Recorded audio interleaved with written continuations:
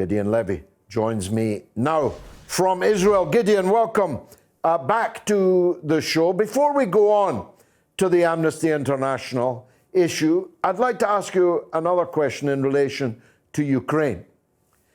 It is a matter of historical fact that the Nazis massacred a gigantic number, many hundreds of thousands of Ukrainian Jews, and that they did so with local allies. Those local allies were grouped around a man called Stepan Bandera, whose forces fell upon the Ukrainian Jews even before the SS got there. They massacred their own Jews, as indeed happened in other parts of Europe. The followers of Bandera actually have a regiment in the Ukrainian army, the Azov Battalion. Their street power is to be seen. Their swastikas, their Bandera pictures, their SS insignia on their helmets and so on. How did it come to be, do you think, that Western countries are now arming people who were complicit, indeed were ahead of the game in the Holocaust in Ukraine in the early part of the Second World War? It's very hard to tell because there is, I guess, a new Ukraine also, like there is a new Germany, like there is a new Russia. And I think that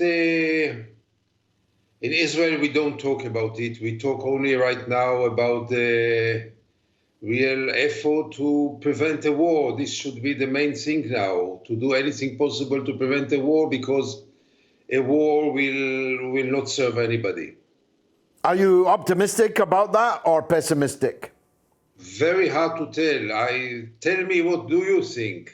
Well, I thought a very telling decision, the most telling of all the decisions that I heard in the last few days, was the decision by Israel to withdraw its citizens from Ukraine.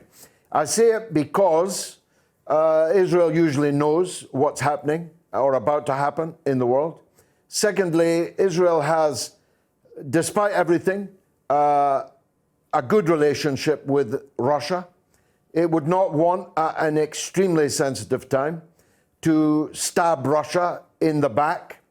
There are close relations between Russian people, many of whom live in Israel. There's visa-free travel between the two countries and so on. Stalin was the first leader in the whole world to recognize Israel. Stalin's allies in Czechoslovakia provided the weapons for the Israeli armed forces during the War of Independence and so on. So when Israel decided to pull its people out of Ukraine, I felt that was a very strong signal that there is going to be a war. I'm not so sure, because Israel follows the United States, and Israel gets its information from the United States. And the feeling is that the United States wants to spread the feeling that we are on the eve of a war. Is it true or not? Only time will show, but it's not necessarily so. Yeah, it seems so, but I think that Israel here followed the United States, and once the United States gave those signals, Israel reacted almost automatically, and still there is a chance. I want to believe that this all leads only to a big maneuver, but not to a real war with bloodshed and occupations. Let's move on then to the Amnesty International report. What was wrong with Amnesty International's conclusions? Anything? Nothing was wrong, only the delay, because I think that it's already a few years that the world can define and should define Israel as an apartheid state. And I'll tell you where is really the point of no return. as long as the occupation was perceived as something temporary, then you couldn't claim that Israel is an apartheid state because it has a certain kind of democracy within its sovereign borders and another regime of military occupation in the occupied territories. This did not define Israel as an apartheid state. But once it became clear that the occupation is there to stay, that there are no signs whatsoever that Israel has any kind of intention to put an end to the occupation in any condition, once you realize that over 50 years of occupation are enough of a time, twice more than Israel existed without the occupation, to realize that the occupation is part and parcel of Israel. And once it is part and parcel of Israel, it defines its nature, it defines its regime, it defines its democracy. And Israel cannot be declared anymore as a democracy. This happened in the last years. Amnesty is not the first organization, by the way, to observe this. I'm happy it happened, but now it's about governments and states to realize that this is the reality. You can't break away of it. It's very damning, isn't it? I mean, I'm so old that in my lifetime, Jews in Britain who may well have supported Israel were in the advance guard politically.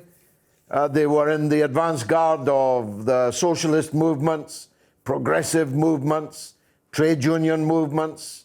In fact, when I was young, many Jewish people were amongst the supreme activists for the right causes in Britain, and I think that that was true in America and elsewhere.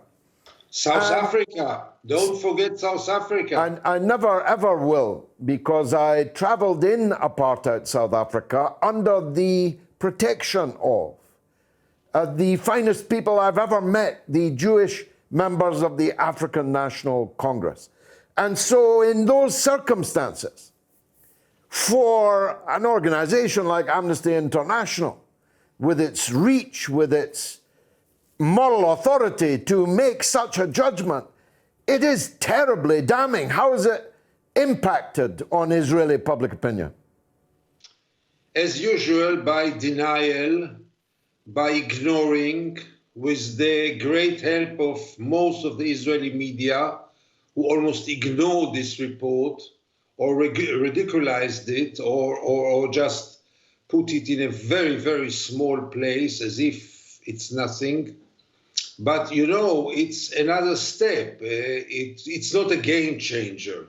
The world will not change and Israel will not change after this report. But it's another step towards maybe another wake-up call towards the world, toward those who care even about Israel and above all about freedom and equality in the world, that we are facing a second apartheid state now in the Middle East, and the world should deal with it exactly as it dealt with the first apartheid state.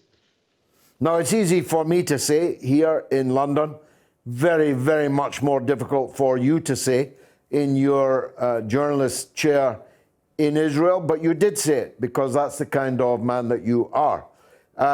What was the response to your answer? It was not so dramatic because I claim so now for quite a long time. Even my newspaper, which is not exactly with me, claims that Israel is having an apartheid regime in the occupied territories. The only step that I went farther than the newspaper, that I think that you cannot be half a democracy, and if you have an apartheid system in part of the territory, it defines the whole territory, and therefore Israel should be defined as an apartheid state. You know, it's the regular reaction also by the readership of anger or ignoring.